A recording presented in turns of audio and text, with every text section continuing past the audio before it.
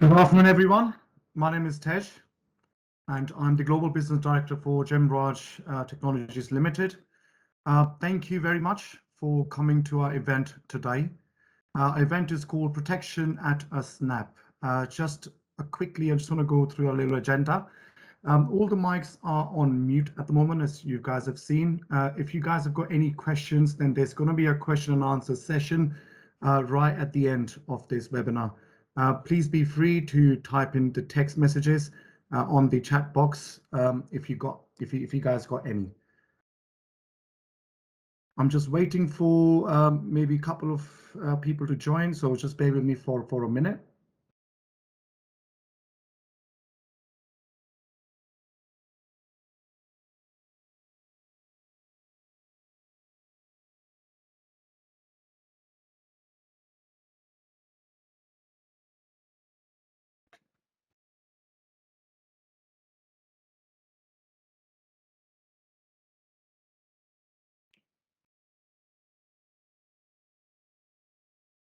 All right, I will start then. About Gemraj Technology, just a little brief introduction about us. As you can see on the screen, we are a certified company. We are the Crown Commercial Service Supplier as well. Gemraj Technologies Limited started a few years ago, I'll say 6 years ago, and we've become an expert now in all IT field. We've been helping businesses of all different sizes, whether it's a small business, a public sector, or a government organization, or a big organization. We are helping the customers with managed IT, cybersecurity, digital transformation, and our bespoke software services. Today's section is all about cybersecurity. So let me just introduce you to the actual speakers today. So obviously the first person is me, Tej, which I've just given you a brief introduction. Next to me is Bipin, who is our Chief Information Security Officer. He probably started when Gemraj actually started, so he's got years and years of experience in this relevant field. I've also got Mark Kent, who has joined us from Kaspersky, who is a territory sales manager who will be also talking today about cybersecurity products. Bipin, all over to you. Thanks, Tej, for the introduction, and good afternoon, everyone. Thank you for taking your time out to come attend our webinar. Today is more going to be a discussion where we are going to talk about a lot of issues that small and medium organizations may face, and how Gemraj, along with our partners, we be able to help organizations tied with the cybersecurity and other related issues, right? So,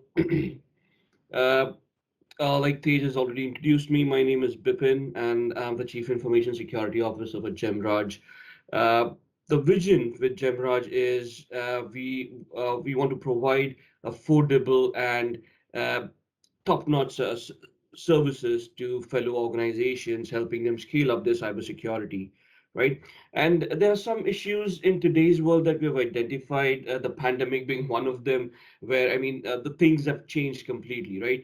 Uh, we used to have some very different problems 2 years back, but with the pandemic, we're running helter-skelter. We have no clear vision or no clear direction as to how do we want to react to a particular situation.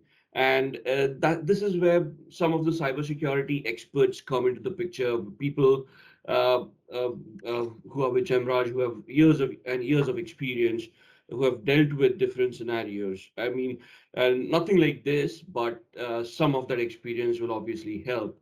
And with small and medium enterprises, it's always seen that these organizations may struggle a little bit with cybersecurity because of lack of awareness, right? It's not necessary that everybody is very tech savvy, everybody knows about what kind of problems cybersecurity can cause, or what problem comes under cybersecurity as well.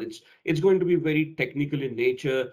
It's all about hacking, preventing from getting hacked, how to identify what kind of threats exist, right? So it's difficult for a small and medium enterprise to dedicate those many resources just for cybersecurity. Uh, it's not necessary that the medium or the SME would be in the cyberspace itself. That itself leads to a problem, and then the lack of awareness about how to approach a particular situation, how to deal with a particular social engineering attack, how to keep their employees safe. Right, that's what we majorly want. So this is where organizations like ours come into the picture that can help organizations realize what the threats are, help them understand how they're going to impact the organization, right? Uh, for example, in COVID, during COVID, there have been 300% hike, or maybe more, of social engineering attacks, right? People sitting at home uh, with minimal security, uh, getting emails and not sure whether what to do with that, right? So those kind of issues is something that we can look at. Uh, Also, it is very difficult for a small and medium organization to realize what their actual information assets are, right? It takes a bit of help from external parties to identify what information organizations have, how do they store it, how do they want to secure it, and how do they want to deal with it. For example, your financial data, your production environments, your trade secrets. Uh, there have to be different policies, a governance framework that comes into the picture that will identify all of these areas, help organizations uh, uh, categorize these, classify them, and store them in a particular manner. Along with your IT assets, I mean, all of us use laptops, we have got our smartphones today. Uh, we think that just an antivirus would help us, but uh, with the advanced persistent threats that we're looking at, uh, we need to have a layered approach, a particular solution that is going to help us secure these devices, keep them up to date, or install all the relevant patches, uh, make configuration changes on a regular basis, right? If any one device fails, or even if one device is flawed, that's your hacker's way inside your organization and you wouldn't even realize it. So monitoring all these devices, understanding how these devices work, uh, that's where organizations like us can help other organizations. Budgetary issues, cybersecurity doesn't come cheap, right? Hiring people with cybersecurity experience, what approach to take, what uh, controls to implement, what kind of devices to have. Uh, I mean, even identifying the appropriate security controls to implement in an organization. That takes a little bit of research, a little bit of time, and a lot of experience, right? Uh, SMEs may not be able to, again, uh, uh, focus on cybersecurity that much. I mean, example tools, if you look at SIEM systems, security event and information management, these are very expensive tools uh, which require special skill sets that come at a higher price as well, and a lot of management and maintenance, right? So in today's world, we've got organizations like ourselves where we are a managed security service provider, where we can take these problems from you, uh, burden ourselves with them, and help you realize your cybersecurity goals at a minimal cost, right? So adjusting budgets towards cybersecurity, a little bit of uh, uh, a little bit of identifying the appropriate tools that are required, providing them as a service. This would take a lot of burden away from the SMEs, allowing them to understand, allowing them to concentrate more on their own business rather than managing cybersecurity as an exercise. Uh, Anything, I mean, lack of cybersecurity specialists. We've seen a lot of gaps in availability of special skills and hiring these people with special skills in our organizations, right? The first thing is lack of awareness of what kind of skill sets are required from what people to manage cybersecurity. As an organization, should I be hiring penetration testers? Then what are ethical hackers? Should I look at a firewall administrator? And do these people have multiple skills? Can they cross-talk to each other? How do I build a cybersecurity team that is good enough, that is uh, that is knowledgeable enough that can identify the entire cyberspace and the threats from that cyberspace for my organization and mitigate them for me. For an SME, it becomes that much more difficult. Cybersecurity not being their business, hiring not able to identify which right skill sets they require, what kind of people they require, right?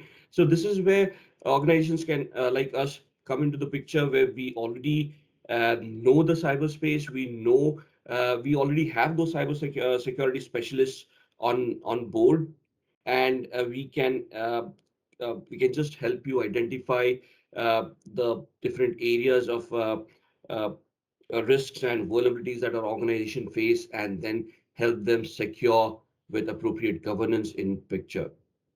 Uh, Not only that, but uh, an organization may also feel a lack of suitable guidelines, right? For example, how do we approach cybersecurity? Is it I just hire a bunch of experts and they try to figure it out?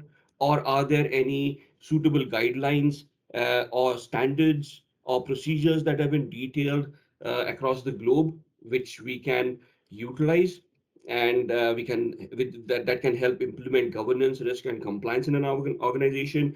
Now, the first standard that comes to mind is ISO 27001, but that's a huge standard. And to be honest, for a SME uh, to mature to that level where they can implement an ISO 27001 will take a lot of planning, a lot of uh, budgets, and a lot of security controls and implementations. For SMEs, UK has something called Cyber Essentials and Cyber Essentials Plus, which is a guidelines, which is a standard that can help you adhere to certain cybersecurity practices, right? Gemraj being one of the uh, uh, certification bodies where we can help achieve a cybersecurity compliance certification, the Cyber Essentials certification for organizations, ensuring that these organizations have the relevant governance, they have the relevant policies, standards, procedures that will help them adhere to the best practices prescribed in cybersecurity, and helping them mitigate all the risks that they're going to face. Another problem that a small and medium organization may face is the lack of control that we feel today with the pandemic.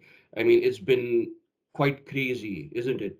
Uh, Earlier, we used to all work from a particular office where we had everything set up. Now everything is so fragmented.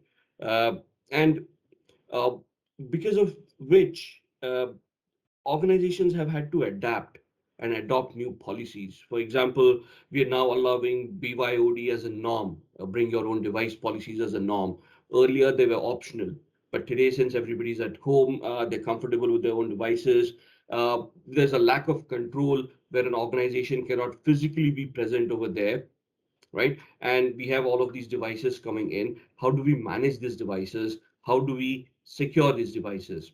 Uh, the main problem being that this is going to be a shared device. The user is going to use this device for their personal consumption as well as their business consumption, right? So, how do we define the fine line between what is allowed and what is not allowed, especially when it is the end user who owns that device?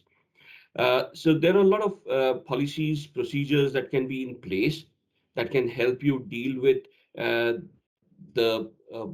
with the problems that uh, these kind of strategies bring in, right? So, for example, patch management can be a lot fragmented now that everybody's sitting at home with their own devices.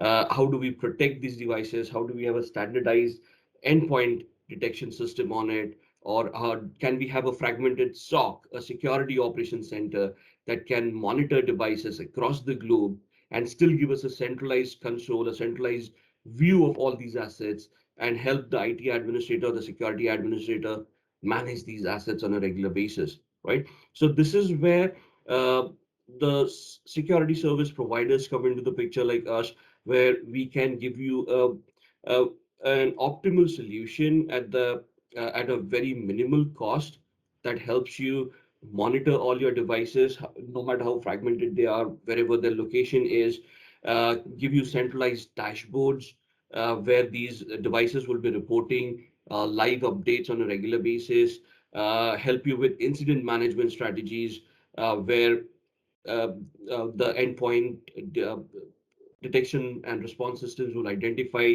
incidents on the fly, alert the administrator who can then appropriately react to it, right?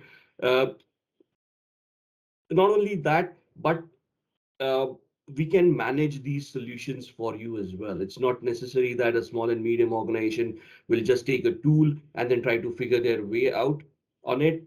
Gemraj can basically give you all the resources, technical, human, special skills, everything that are required to manage your cybersecurity show, right? And the main problem today is where you can see moving online. Now, there are two or three ways you can look into it. Basically, looking at digital transformation, where most of the organizations now want to migrate to a cloud because it helps them a little bit uh, uh, with having a centralized management console. However, laws like GDPR, data protection coming into the picture, where small and medium organizations might struggle a little bit about how to treat that data on the cloud, how to manage that data on the cloud, how to retain that data on the cloud. And not only that, but with the pandemic, most of the organizations, willingly or unwillingly, have had to adapt going online. And it's not just your IT assets, maybe a manufacturing process or a delivery process of an organization where it was once physical in nature now has gone online, where a person's just sitting at home visiting a website, trying to look at their inventory, trying to figure out what product they want to purchase, make an online payment on it, be able to track it, and get a delivery of that product home on a timely basis, right? A small and medium organization may struggle with having that application integration, which allows them to go online, allows them to provide this service to the world at large, and will still struggle with the delivery mechanism, right? So it's not only just having an online presence in today's world that matters. It's basically having that mechanism, that integration, which allows a physical business be converted into an online business and still be able to deliver at the same satisfaction levels as earlier. Now, this is where the actual transformation happens, right? Uh, you having a business where you are now looking at new technology. Moving online just doesn't mean getting a particular license or a subscription from some organization and then just trying to do a copy paste or just doing a lift and shift, right? It has to be a planned strategy of how a business sees itself, what kind of technology is required for that business to uh, still be successful online, which underlying technologies they want to utilize, and how are they going to be optimized for the business to be able to meet their service level agreements or meet their customer requirements on a timely basis, right? So these are some of the most common challenges we face in today's world, where Gemraj has strategically created multiple solutions, multiple services that would help an organization tied with these problems. Uh, Now, one of the main problems, and this, I mean, this touches a nerve, right? Low management support, and it's not because the management doesn't want to be cyber secure. It's because they probably might not realize how to approach this problem statement in the first place, right? The management is going to be busy with their own business, with their own financial troubles, with their own vision about the business, trying to expand the business, trying to take it to the next level. And then suddenly somebody comes in and says, that's fine. Let's talk about cybersecurity. And that's when the management is going to take a step back and say, you know what, that's not my expertise. That's not my job. I'm not sure how to approach that. And that is where the support kind of tends to fail or falls back a little bit. But if the organization is helped by another organization, let's say, or a bunch of experts that can offboard this problem and help the organization identify and manage cybersecurity governance and risks themselves. Uh, this is not only going to make the business successful, but it's also going to let the business conduct itself in a more secure manner, which is going to gain more uh, confidence from your customers. It is going to help you in your reputation, where you can provide your customers assurances that security is embedded in your system and they have nothing to worry about. You will be delivering what you've promised without any problems, right? So this is where we can assist the management of SMEs with identifying their different problems, helping them tide them over, and gain that cybersecurity maturity that is required in today's world, right? So those are the main problems that we have identified, some of the common ones. I'm sure most of you have dealt with some of these on a case-to-case basis. And if there are any questions of anything that you want to ask me, please go ahead and do that. Please type it in the chat, or Tej can unmute you. That's what I wanted to cover, Tej. Back to you. Thank you. Perfect, Bipin. Thank you. Thank you for that. As Bipin just mentioned, if you guys got any questions, just put in the chat box and I'll read that when the question and answer session starts. I've got Mark Ken who would like to start now from Kaspersky. So Mark, there you go, mate. Brilliant. Thank you very much, guys. And thank you all for attending this afternoon. It's great that so many of you have been able to find the time. So yeah, just to follow on from Bipin's points, really, there's some very, very valid points. And we just want to touch on a bit around what we see in the current threat landscape, to be honest, at the moment. Take control.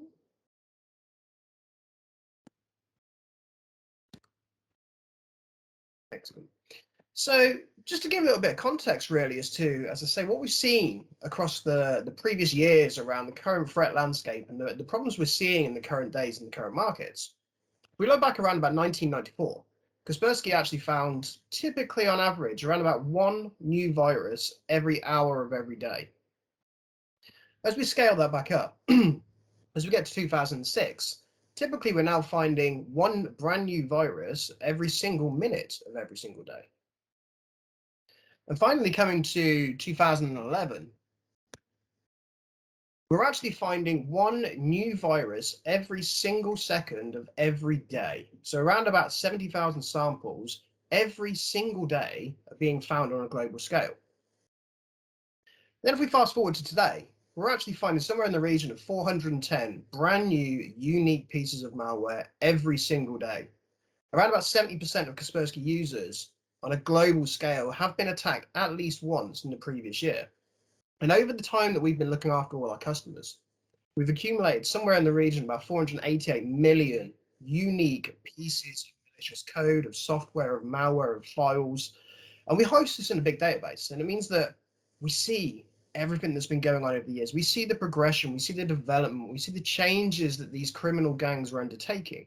And so as such, we have that kind of front step. We have the ability to start sharing that information that we've seen over 20 years that we've been as a business, to start imparting that into the security solutions and giving the advice and the assistance to customers like yourselves. So typically what we do see, around about 90% of all of those threats that we see on a daily basis, they're typically just commodity threats. They're not really targeted at anyone in particular. A developer or a criminal can go and acquire some software, acquire and develop some tools, and they try and just fire us out as a mass spread. They try and hit every email address they can possibly find. They may go on the dark web, pick up some lists of email addresses or contacts, and hopefully try and gain some access within your networks. Around about 9.9% of what we typically see, these are slightly more targeted. And so they can be targeted particularly towards a certain business or a particular vertical, such as manufacturing, retail, finance. They look to see if there's certain tools, systems, solutions that these vectors are using. And they'll try and tailor their tools specifically to see if they can get more traction within these certain vectors. They may utilize social media and social engineering to start particularly targeting certain people within these businesses or certain roles to assist them in gaining traction and building their attack from the inside. What we're typically seeing nowadays is from that 0.1%, that very, very targeted, the APT actors that we see in the market at the moment, that's actually slowly graduating down into that 9.9%. These tactics and techniques that they're using are becoming commoditized, and they're becoming more available for the criminal gangs within these stacks. That 0.1%, they're going to be very, very specific in how they're looking to attack their targets. They'll be going through the dark web, trying to acquire credentials from places, potential access already inside of networks, and utilizing very, very complex tools, techniques, and procedures.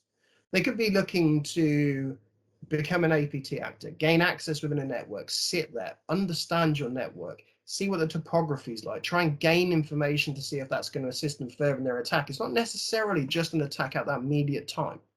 They may be looking to have this wider breach and having multiple different reasons as to why they're inside of your network.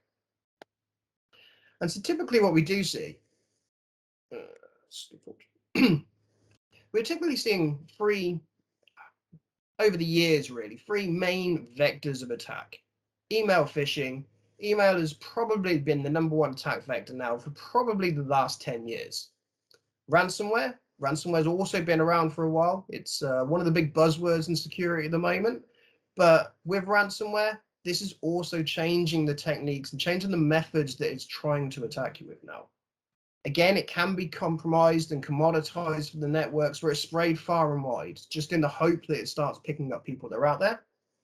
But also it can be targeted in a very, very specific manner as well, having a certain piece of code specifically written for a business in mind, knowing the infrastructure that they have and knowing that it's going to cause much more damage than having it go far and wide across the World Wide Web. We're also seeing a very big rise in malware, that's sort of fileless malware that's out there. This is where there is no file, there is no attachment. These attacks live purely in memory through code injection and utilizing tactics as such that they're not typically found by an AV solution looking for signatures that are out there. So we do just touch on email phishing briefly. Excuse me. So email phishing has been around for a long, long time, and it's still very highly effective. It's still very cheap. It's very easy. Sometimes it's quite dirty in the way they go about trying to gain into your access into your networks, but people will still click on links. People will still look to try and find the easiest way around of manipulating the way they need to work in their working day.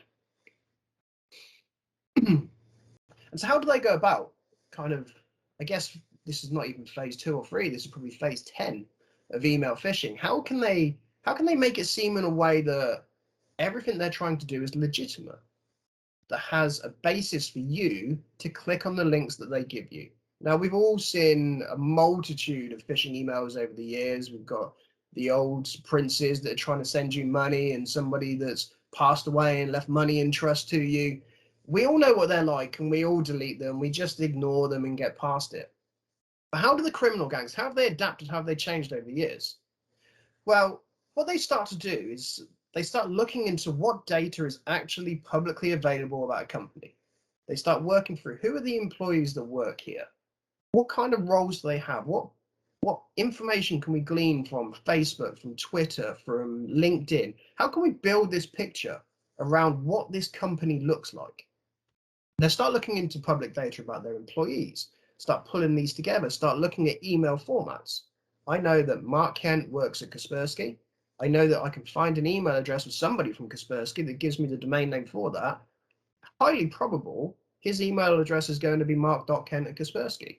You can start building out a huge profile just around this one particular business. And they're doing this en masse around almost every different business and every vertical that they can find. They start looking into your company's websites, start looking into the partners that you may have on there. You can see that you work with these certain companies. You could have the best security structure in place. But if they start looking and say, well, we know that they work with this company and this company and this company, we found information that this smaller company has previously been breached. We found their credentials on the dark web. We can now start utilizing this company to then impart ourselves into your business. We can use that as a stepping stone to gain access, gain leverage, and gain intelligence into your business, because you're going to be trusting these people that are out there. All this information, again, is publicly available to people. And they start building all this together. They start targeting this and harvesting all of the data that they can find. They work together with other criminal gangs to bring this into one way that they know they can have a much larger success rate of attacking companies, not necessarily just like yourselves, but within your same verticals, within your same regions. They start utilizing techniques typically known as business email compromise.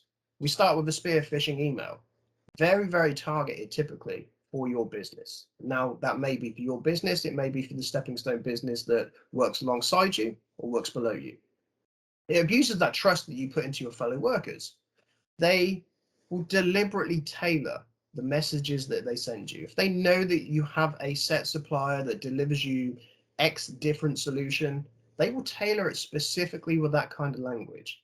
They know that you're going to trust this person that's there. They know that you're typically going to have conversations that are tailored towards certain ways.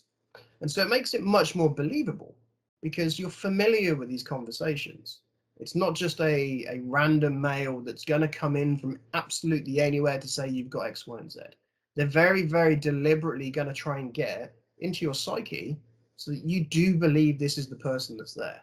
They'll spoof their email addresses. If you look into the body of the text, if you look into the headers of the emails, yes, you can find markers that will say, actually, this isn't the correct email address, but they can spoof it to say it's coming from mark.kent. Off the back of this presentation here, if we have anybody nefarious that's in the crowd, they could send out an email spoof from mark.kent to say, thank you everybody for attending. Here's an Amazon voucher. Please go and click on a link, download it, and away you go. They know that conversation's there because it's been there, and they try and build on that part. Once they get to the place where they need to get to, this is where they start working through the abuse of misconfigured email systems. Again, this may not just be for your business. You need to be having these wider conversations, that understanding. What is our security posture? What is our threat landscape as a business? And as such, where do we need to start looking into? Do we know that we are correctly configured? Have we gone and checked that? Do we have specific logs to know exactly where we are and what we look at as an external view before we start looking externally from our business? And combined around this, once they do get an account takeover, again, it could be inside or external from your business, but they will then start utilizing the credentials that potentially they've got to start firing off internal mails. If they've got one person's account inside a business, potentially they can then gain further accounts inside the same business. Or if they gain access to your endpoint for whatever reason, you may have personal email addresses and personal email systems that you run via your web browser, Gmail, Yahoo, any of the others that are out there at the moment. If they gain access to that, then they can start gaining access to further additional parts of your own personal ecosystem and infrastructure. They know what different services you're utilizing. They know what different behaviors you're undertaking. And as such, they can then start widening their breadth just within you as a person, even though particularly you may not have been the initial target. And typically, what they're almost every time, around about 84% of the time of phishing attacks, they're looking for credentials. If we boil it down and go back to it, password sharing is still quite a big problem. You utilize the same password across a multitude of different services, across your email, across your work, potentially, access that you do have there, any software as a service solutions that you utilize at the moment. Try as and where you can to try and break these down. If required, utilize a password manager, but understand the strength of the password. What is a strong password? What is the behaviors that I should utilize, not just within my passwords, but around my whole kind of social outbeing? What should I share? What shouldn't I be sharing? And as such, start bringing that down, because if you do get caught by a phishing email, potentially the risk is not just for the business that you work for. This could be much, much larger and going outside of your business. And just as an example of a real life case, actually, excuse me. So it was Dublin Zoo, and they actually hired a contractor to do some building work for them. The contractor themselves were hacked. They went through the emails, they understood the language that was currently being used, they saw the communications and conversations that had been going on. They opened communications up with Dublin Zoo, And as such, they just said, look, we've made some changes within our back ends. We've opened up a new business account. We're looking to make some further changes down the road. But moving forwards, can you now start paying the money into this separate bank account? Dublin Zoo did. And they lost out in somewhere in the region of about €500,000. Again, very, very simplistic. And all these kind of bits, we think, well, actually, it's not. That can't happen to us. These are conversations that typically you will be having. And as such, is having those additional fallbacks and having those additional safety procedures in place as well to ensure that you cannot be caught in these kind of problems.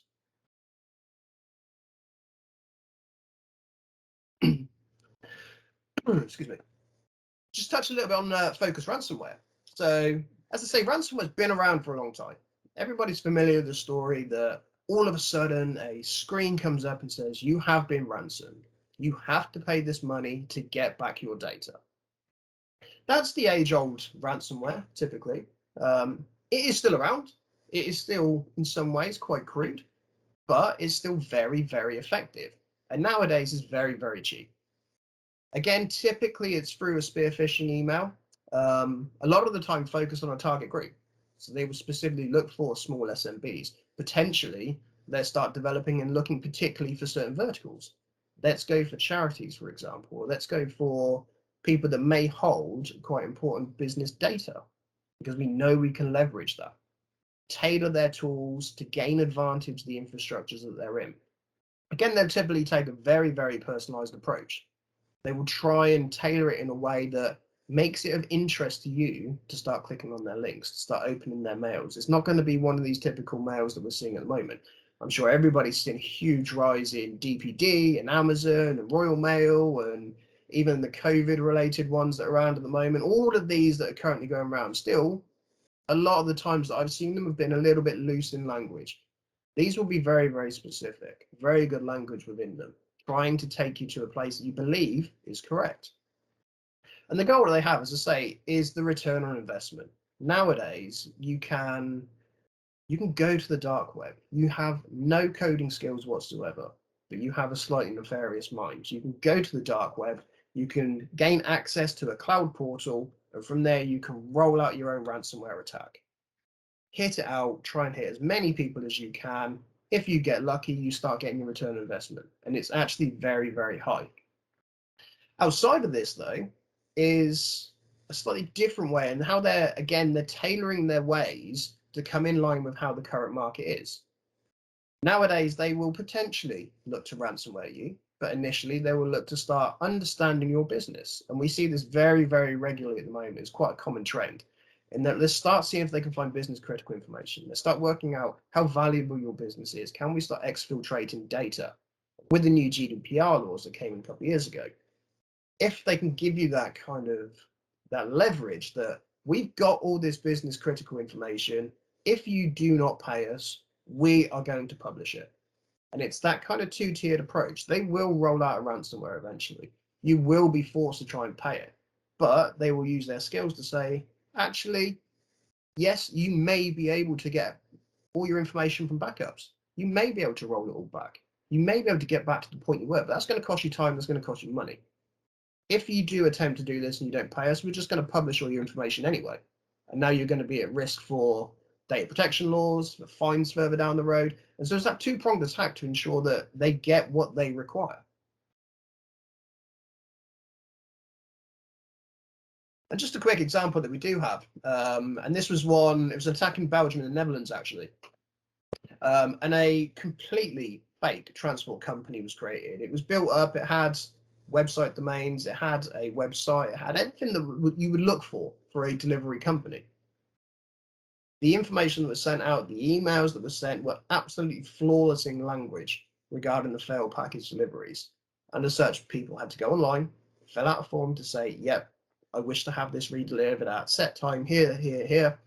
From that website, they had a malicious SQL injection. From there, that's when the malicious payloads were then dropped. And as such, they were then ransomwared and had to pay the ransom. It was as simplistic as that.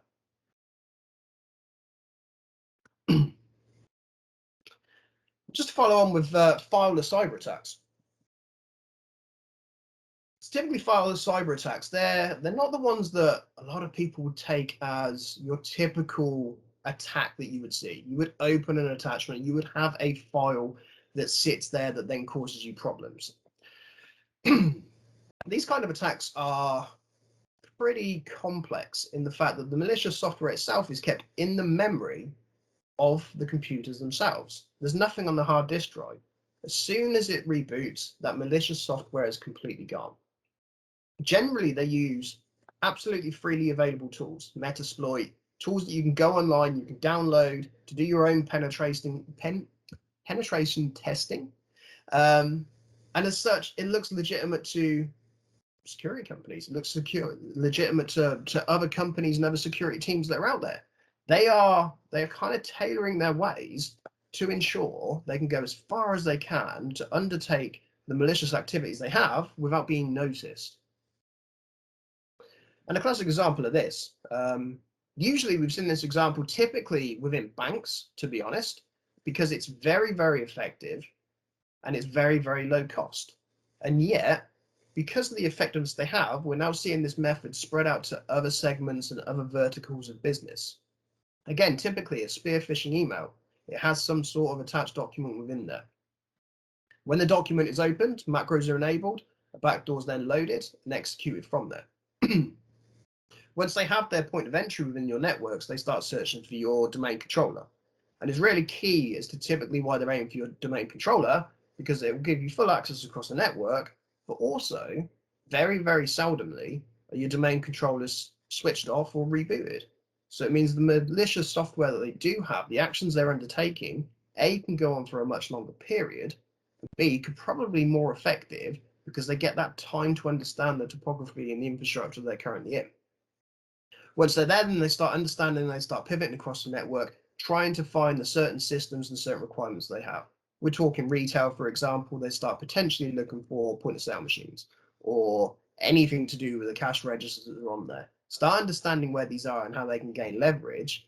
And yet, as I come back to it again, the whole operation can be undertaken with absolutely free of charge and freely available tools that you can find online at the moment. The skills that these guys have are developing. They are getting better. The tools and the techniques, generally, we've seen very much the same across the 20 plus years that we've been in play as a business, as well as other security vendors. But yeah, these guys are really taking it to another level at the moment. And on that point, I'll pass back to Tej. Thank you.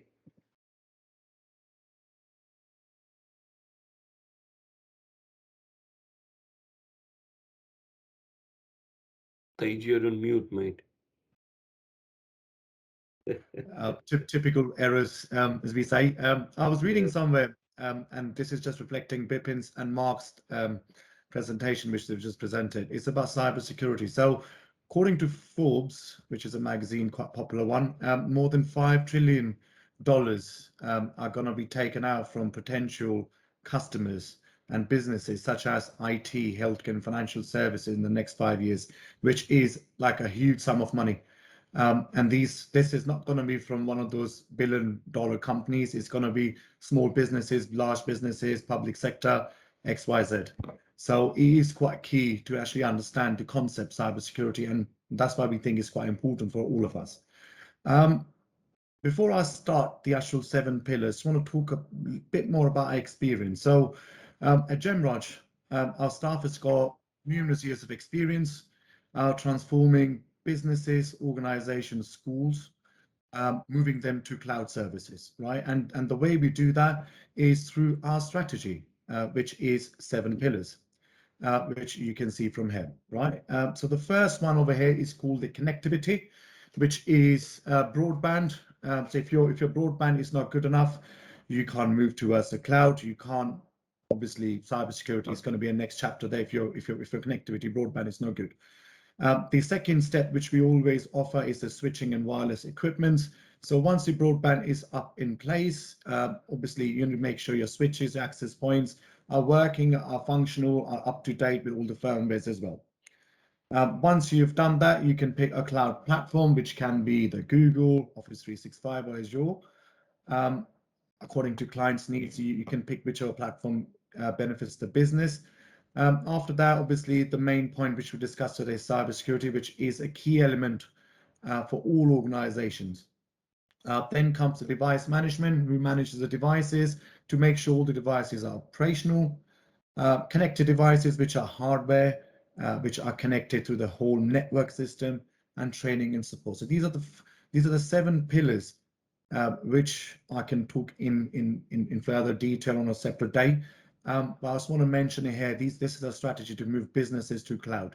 Now, cloud is quite essential, moving towards cloud, because that's where the technology has been moving. It's been helping businesses, organizations like yourselves, saving money in the long run. Our strategic partners, as you can see here, we've got ConnectWise, we've got Kaspersky, D-Link, Microsoft, Google, they're all here. We are quite proud to actually gain all these high-level strategic partnership. We are also, as I mentioned earlier, we also supply to the Crown Commercial Services, which is accredited to the highest level of industry standards. So if there's any IT needs your organization have, please contact us. I will share the contact details in a bit. As is September, our September hot deals is always on our website. Every month it gets updated. We put the hot deals there, so our customer gets the best deal. I won't say better than Amazon or eBay, so we don't know the second-hand market the way it all goes, but these are all brand new devices, not refurb from any kind. We try to get the best deals for all of our customers every month. The popular one here for this month was the Mac Mini, which is quite handy when it's an organization when you have a small desk or you're working from home. Please do refer to the testimonials on our website. Our website is www.gemrajtex.com, where you can find more information about our products and services, testimony of what customers say about us.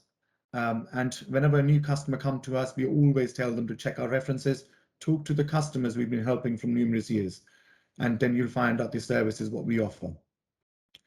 The easiest way to contact us today, if you guys can take a picture of that or put your smartphones there, it will direct you straight to the web page, or you can contact us through enquiries at gemrajtex.com. We're also offering a free dark web scan and Amazon voucher of £50 to all the attendees. Obviously not to all the attendees, but to one lucky winner who will do the feedback survey for us, and they'll be eligible for one. Another question and answer session, which is my favorite bit. Apologies to people who couldn't attend, as I received a few messages. So otherwise it would have been a good one. I will share the presentations, the entire presentation with all the attendees in a bit. The marketing team will also send a feedback survey, as I've just mentioned. And after that, if you guys have got any other questions, then please be free to contact us. I'm just reading a question from Vivek. I'm interested in learning, doing a course in cybersecurity. Could you please suggest or throw some light on it? We will send you an email on your Gmail account after this. One of our colleagues will get in touch with you. Apart from these questions, are there any other questions? Here we go. Question from Mark. I hope this is a user-based model. Yes, it is. Does the price change if the number of users increases? Yes. No, the price decreases. Obviously, the number of users, if it goes higher than 10, 50, 100, the prices drop slightly. I'm happy to send you the price chart along with the presentation after this as well. Are there any other questions? Is your tech support during office hour or 24/7? Well, that's a good question. The only thing which I need to ask is, what kind of tech support are you asking for? Is it regarding support regarding services, customer services, or is it regarding the remote support?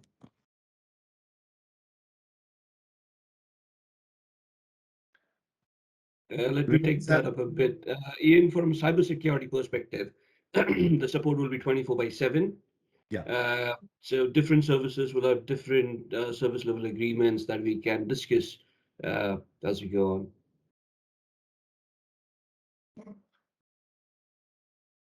I hope that answers your question. For remote services, we provide service at the moment, Monday to Friday, 8 to 5. And the access to service desk is 24/7.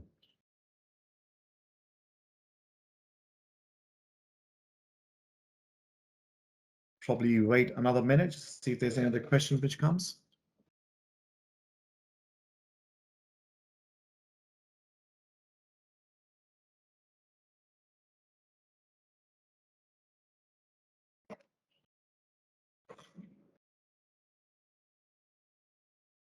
I think it's going to be a big question. That's fine.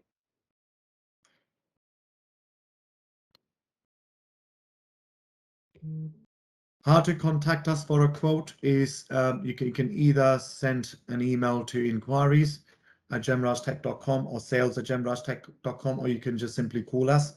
The number is on the website and it's going to be on a presentation as well. I'm happy to send you all of that information in a bit. Mark, you could also fill up the feedback where we do have a question whether you want us to get in touch with you regarding consultation or a free dark web scan, and if you fill that up, we'll definitely get back in touch with you at the earliest.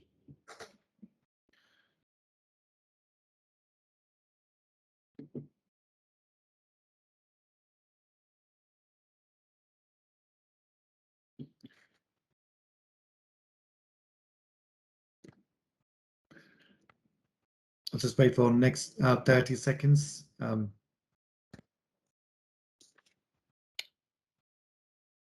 It shows Vivek is still typing, so I'm just waiting for his comment to come in. Divya.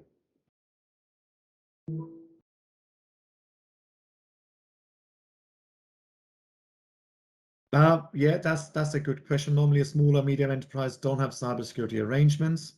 In terms of employees, what should be a size of firm to be serious about cybersecurity? Well, you can be an organization of 1 person or 1,000. Cybersecurity is essential.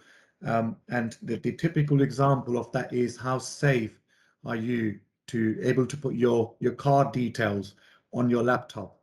How safe are you, like when you put your details on your laptop and you're in a public space? Is quite important. It's quite vital for everyone to have some kind of measures in place for all different type of organization. The organization can be a 1 person or up to 1,000 people. It doesn't matter.